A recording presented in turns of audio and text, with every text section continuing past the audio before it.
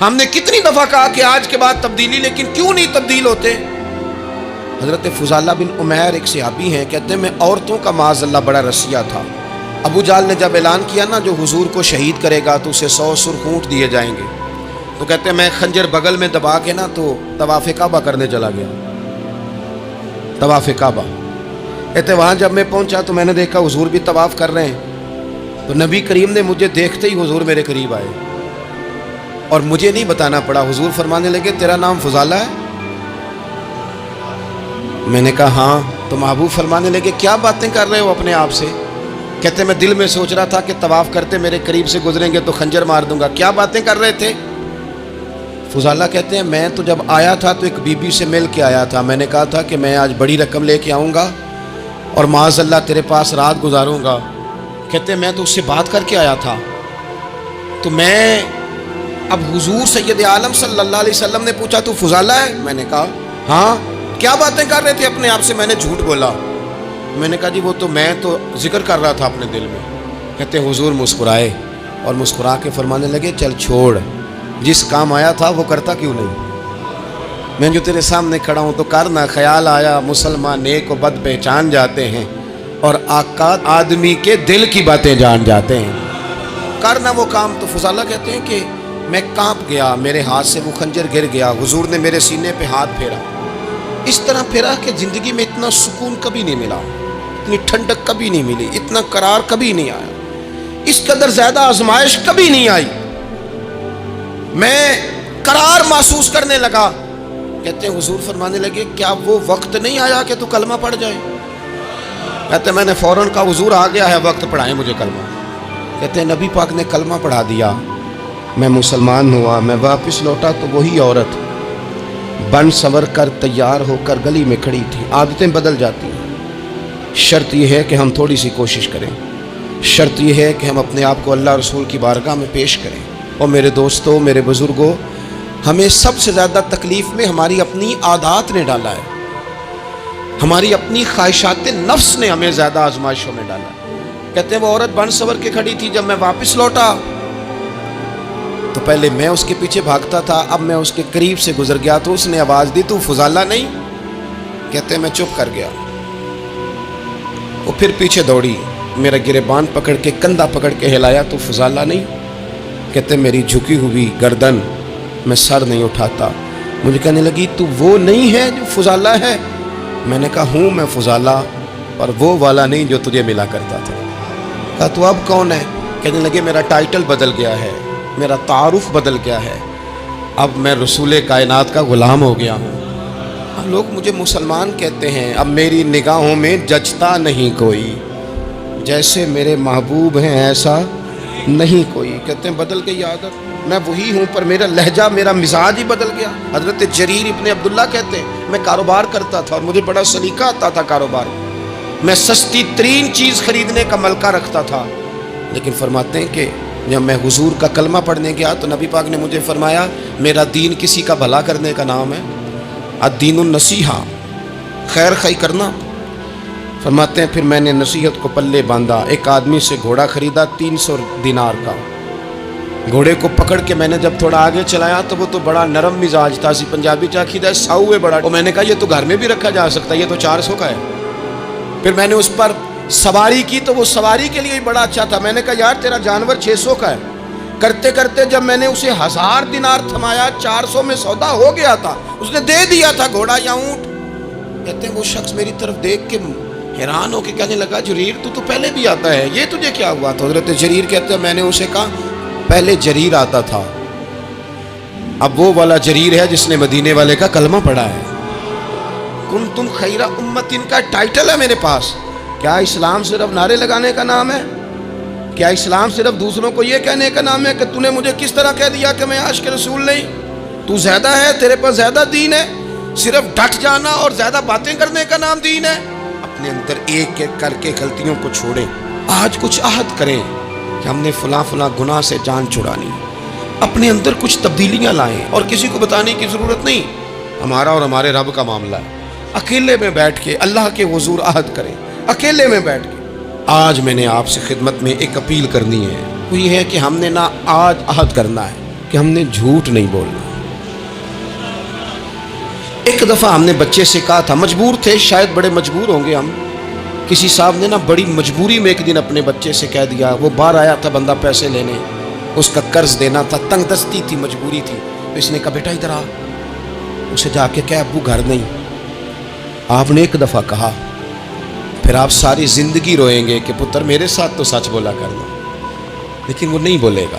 یہ جھوٹ اتنی بڑی مصیبت ہے.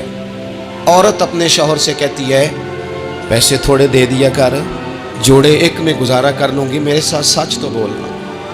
وہ سچ تو بول. تو اگر لاہور جاتا ہے تو مجھے لاہور کا ہی بتا کے جا, میرا رشتہ پیسوں سے نہیں اعتماد سے جڑا ہے. ماں کہتی ہے ماں بیٹے سے, پتر سچی بات تھوڑی کر لیا کر, سچی کیا کر. سچ ختم ہو گیا. اب لوگوں نے جھوٹ کا نام بدل دیا ہے, کہتے میں نے بہانہ کر دیا تھا. او بھئی آپ نے جھوٹ بولا تھا, صاف صاف کہیں, نام بدل دیا. جھوٹ کھا گیا اب میرے ملک کو, جھوٹ کھا گیا اس ملت کو, جھوٹ نے اس امت کو قریب سے آ کے تھام لیا. بڑی آزمائش میں ہیں ہم, مطلب ہر شخص ہی الا ماشاءاللہ, ہر شخص ہی. آپ کسی شخص سے کوئی معاہدہ کرتے ہیں, کوئی چیز بنانے کی بات کرتے ہیں, خریدنے کی بات کرتے ہیں, وہ جو کہتا ہے اس پر پورا کیوں نہیں اترتا, وہ غلط بات کیوں کرتا ہے. میرے نبی پاک علیہ السلام سے پوچھا گیا مومن بزدل ہوتا ہے؟ حضور نے فرمایا ہو جاتا ہے, کبھی یہ غلطی آ جاتی ہے. حضور مومن کنجوس ہوتا ہے؟ فرمایا کبھی ہو جاتا ہے. یا رسول اللہ مومن جھوٹا بھی ہوتا ہے؟ تو میرے رسول فرمانے لگے نہیں, میرا کلمہ پڑھنے والا ساری غلطیاں کر سکتا ہے, میرا مومن جھوٹ نہیں بولا کرتا. مومن جھوٹ. ابو سفیان کو کیسر روم نے, ہرقل نے اپنے دربار میں کھڑا کر کے کہا ابو سفیان ابھی کلمہ نہیں پڑھتے تھے, تمہارا کوئی رشتہ ہے نبی پاک سے جنہوں نے مجھے بھی خط لکھا ہے کہ مسلمان ہو جاؤ؟ کہنے لگے ہاں میں چچا ہوں رشتے میں. کہا وہ کیسے ہیں پیغمبر؟ تو ابو سفیان کہتے ہیں چونکہ میں مخالف تھا, میں نے وہ ساری باتیں کی جو ہم ان کے خلاف کرتے تھے. اس نے آخری بات پوچھی, اس نے کہا ابو سفیان یہ بتا کہ وہ جنہوں نے اعلان نبوت کیا ہے کیا کبھی انہوں نے جھوٹ بھی بولا ہے؟ ابو سفیان کہتے ہیں کہ ایک منٹ کے لیے میں نے کہا کہہ دوں, مخالفت تھی نا, تو پھر میں نے سوچا یہ تو عرب کی وزاداری کے خلاف ہے, عرب میں سے تو کوئی جھوٹ بولنا پسند ہی نہیں کرتا, اور پھر میں اگر حضور کو معاذ اللہ جادوگر شاعر کہوں گا تو شاید کسی کو ایک منٹ کے لیے متوجہ کر سکوں, اور نبی پاک نے جھوٹ بولا ہے, یہ تو مانے گا ہی کوئی نہیں. کہتے ہیں بادشاہ نے پھر زور دے کے کہا سردار بتاتے کیوں نہیں, کیا کبھی انہوں نے جھوٹ بھی بولا ہے؟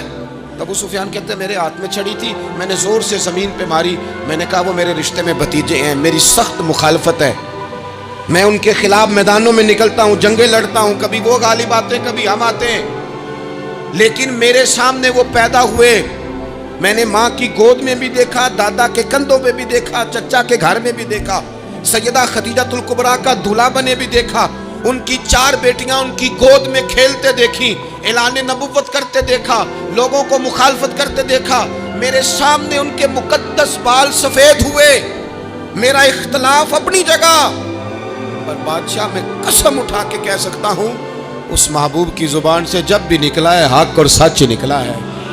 اسیر دشمن کی چاہ میں بھی, وہ مخالفوں کی نگاہ میں بھی امی ہے, صادق ہے, معتبر ہے, میرا پیغمبر عظیم تر ہے, میرا پیغمبر عظیم تر ہے, میرا پیغمبر عظیم تر ہے.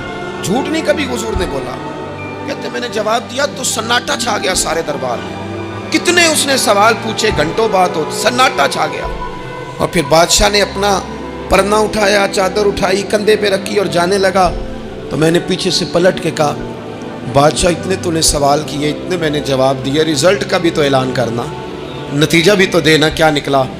تو کہتے ہیں وہ جا رہا تھا, وہیں کھڑے کھڑے اس نے چہرہ میری طرف پھیرا اور کہنے لگا سردار نتیجہ تو نکل آیا ہے, رزلٹ تو نکل آیا.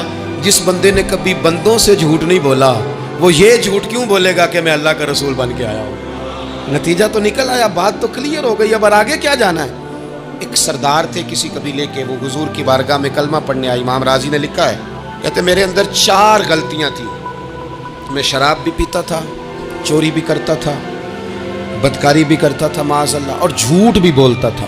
حضور کی بارگاہ میں آیا, عرض کی یا رسول اللہ بچپن سے لے کر یہ بیماریاں لگ گئیں, بڑی کوشش کی, ابا نے بڑا مارا, لوگوں نے بڑا کہا, چھوٹی نہیں, اور میں چھوڑ سکتا بھی نہیں. ان کا خیال تھا نا جس طرح ہمارا خیال ہوتا ہے فلانی چیز نہیں چھوڑ سکتے. میں چھوڑ سکتا بھی نہیں. حضور ایک چھوڑ سکتا ہوں, ایک چھڑوا لیں آپ اور کلمہ پڑھا دیں. حضور نے فرمایا بالکل ٹھیک ہے تو ایک چھوڑ دے. یا رسول اللہ کون سی؟ فرمایا جھوٹ نہیں بولنا. جھوٹ, وہ شراب بھی پیتے ہیں, وہ کہتے ہیں میں بدکاری بھی کرتا ہوں, چور بھی ہوں. حضور نے کیا فرمایا؟ جھوٹ. کیا ان سارے کاموں سے زیادہ سخت تھا حضور نے اس سے منع کیا؟ جھوٹ نہیں بولنا بھائی. کہتے ہیں سونے وعدہ ہو گیا. سیدھے سادے آدمی تھے, دیہاتی سردار تھے, گھر چلے گئے. کہتے ہیں جب وہ شراب کے قریب جانے لگا تو دل میں خیال آیا کہ حضور کے پاس شراب پی کے جاؤں گا, اگر کسی نے پوچھا کہ پی ہے تو جھوٹ تو بولنا نہیں, سچ بولوں گا تو حال کیا ہوگا بھلا, وہاں کیفیت کیا ہوگی کہ میں شراب پی کے یہاں آتا ہوں حضور کی بارگاہ میں, مجھ پہ تو حد لگے گی. کہتے ہیں لہذا شراب بھی چھوڑ دی, اٹھا کے ماری دیوار کے ساتھ. کہتے ہیں میں چوری کی طرف ہاتھ بڑھانے لگا تو میں نے کہا صبح اگر کسی نے پوچھا کہ میری چوری کس نے کی ہے, جھوٹ بولنا نہیں, اور اگر سچ بولا تو سوسائٹی میں عزت کیا رہے گی؟ دفع کرو, جو اللہ نے روکھا سوکھا دیا وہی ٹھیک ہے. کہتے ہیں گلی سے گزر رہا تھا, اس عورت نے پھر آواز دی, اس کی طرف جانے لگا اور قریب گیا تو وہ پوچھتی ہے سنا ہے تو نے کلمہ پڑھ لیا ہے؟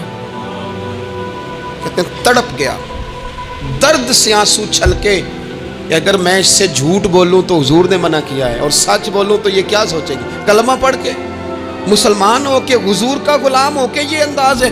کہتے وہاں سے بھی آ گیا, آ کے نا پیچھے ہو کے بیٹھ گیا. پیچھے حضور تقریر کر رہے تھے, پیچھے ہو کے بیٹھ گیا. غور سے حضور کا چہرہ دیکھ رہا ہوں, غور سے دیکھتا جا رہا ہوں. دنیا کہیں اور دیکھ رہی ہے اور میں حضور کا چہرہ دیکھ رہا ہوں. سر سے لے کر پاؤں تک تنویر ہی تنویر ہے, جیسے منہ سے بولتی قرآن کی تفسیر ہے. سوچتی تو ہوگی دنیا مصطفیٰ کو دیکھ کر بھلا وہ مصور کیسا ہوگا جس کی یہ تصویر ہے. کہتے میں غور سے چہرہ دیکھ رہا ہوں. حضور کی خدمت میں گیا سلام لینے تو محبوب نے مسکرا کے دیکھا تو میں نے کہا سونیا قربان جاؤں, میرا ایک جھوٹ چھڑوایا ہے, میری ہر شے چھوٹ گئی ہے, ختم ہو گیا سارا کچھ ہی. یہ مہربانی ہو جائے گی انشاءاللہ. اپنے آپ سے بات کریں, کوشش کریں کہ ہم نے زندگی میں جھوٹ نہیں بولنا, آپ سچ بولیں.